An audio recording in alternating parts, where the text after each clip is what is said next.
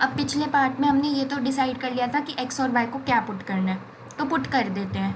Put कर दिया जब हमने, तो क्या हुआ, ए कॉस क्यूब थीटा की पावर हो रही थी 2/3। अब ए और कॉस क्यूब थीटा आपस में मल्टीप्लाई में है। मैंने सोचा क्यों ना इनको अलग अलग करके ये 2/3 पावर बांट दे।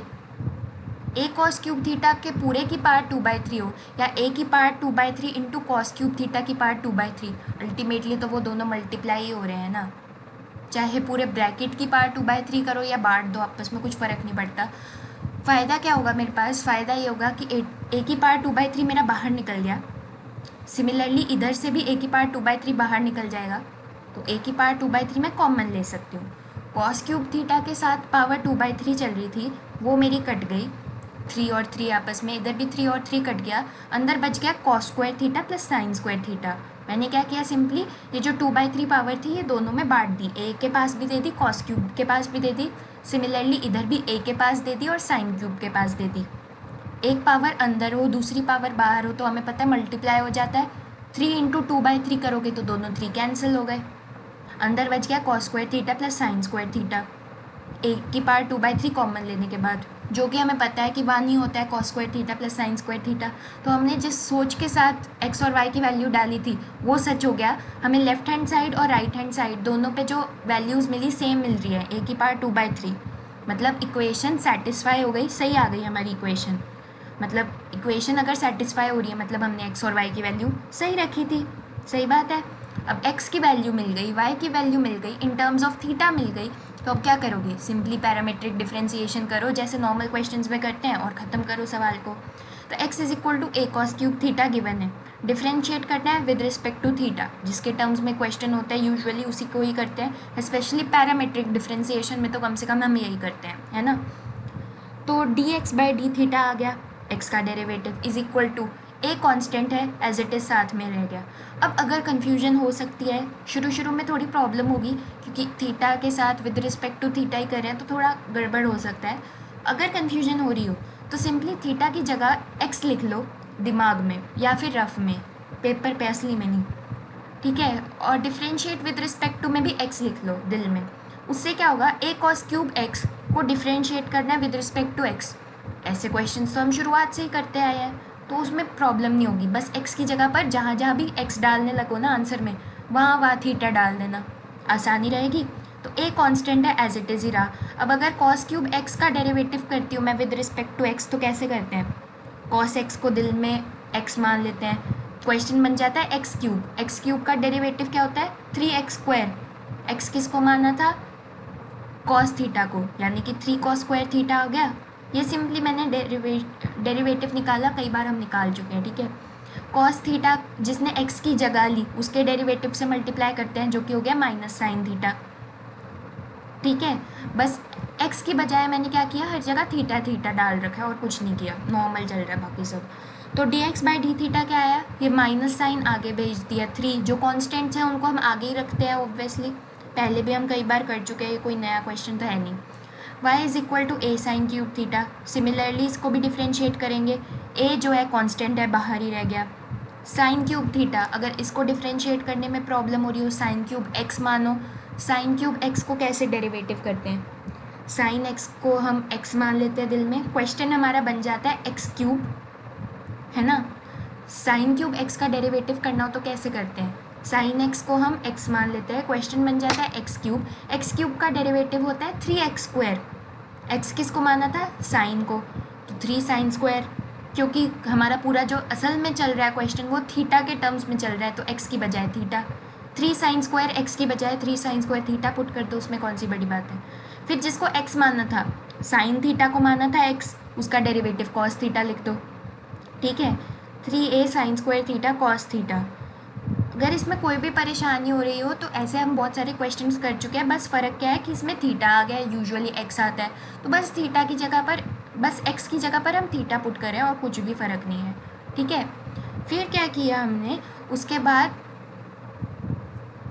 बाद क्या किया, अब हमें निकालना था dy by D x. Chain rule से हमें पता है, कई बार पैरामेट्रिक पहले भी कर चुके हैं कि dy by D theta into D theta upon D x करें तो हमारे पास dy बाई डी एक्स आ जाता है, रीज़न हम पहले डिस्कस कर चुके हैं। तो D Y by D theta मुझे पता है 3a sine square theta cos theta है मेरे पास, है ना, यही है D Y by D theta. और D theta by D X चाहिए मुझे, तो क्या करें, D X by D theta तो है, इसका रेसिप्रोकल कर दोगे तो D theta by D X आ जाएगा। कितना आ जाएगा वो, 1/-3 -3a cos square theta sine theta, ठीक है, उससे मल्टीप्लाई होना था। अगर 3 को मैं मल्टीप्लाई करूँ इंटू 1/5 से तो वो क्या बन जाएगा, 3/5 बन जाएगा। तो वही ये जो है डिनोमिनेटर में आ गया, इंटू 1 ये करना था तो ये अपने आप ही डिनोमिनेटर में आ गया, क्योंकि इंटू 1 तो सेम ही चीज़ आएगी ना, है ना। तो ये क्या बन गया मेरा, 3 से 3 कैंसिल, a से a कैंसिल, ठीक है। साइन स्क्वायर थीटा ऊपर था, नीचे का साइन थीटा कैंसिल हो गया, कॉस स्क्वायर थीटा नीचे था, ऊपर का कॉस थीटा कैंसिल हो गया, एक माइनस का साइन बरकरार है, साइन बाय कॉस जो कि टैन थीटा हो गया मेरा वो बरकरार है बस, ठीक है। अब आंसर आ गया मेरा माइनस टैन थीटा। लेकिन लेकिन लेकिन यूजुअली जो हमारे क्वेश्चंस होते हैं उनमें हम थीटा की फॉर्म में अपना आंसर छोड़ सकते हैं। क्यों, क्योंकि क्वेश्चन में ही हमें x is equal to x को थीटा के टर्म्स में और y को थीटा के टर्म्स में गिवन होता है। लेकिन इस बार केस अलग है, इस बार हमने खुद से अपनी मर्जी से x को थीटा और y को थीटा पुट किया है। तो बुक वालों को थीटा से कोई मतलब नहीं है, उनको अपने x और y के टर्म्स में ही आंसर चाहिए। तो अब मुझे माइनस टैन थीटा को x और y के टर्म्स में लिखना पड़ेगा। कैसे लिखूँ, माइनस टैन थीटा की वैल्यू निकाल लेती हूँ। मैंने देखा ये इक्वेशन तो मेरे पास ऑलरेडी बनी हुई है, x is equal to a cos cube theta, y is equal to a sine cube theta. अगर मैं साइन अपॉन कॉस कर दूँ तो टैन आ जाएगा, है ना। तो मैंने यही किया, डिवाइड कर दिया मैंने इक्वेशन सेकंड को इक्वेशन फर्स्ट से, ताकि मेरा साइन अपॉन कॉस वाला केस बन जाए, ताकि टैन की वैल्यू निकाल सकूँ।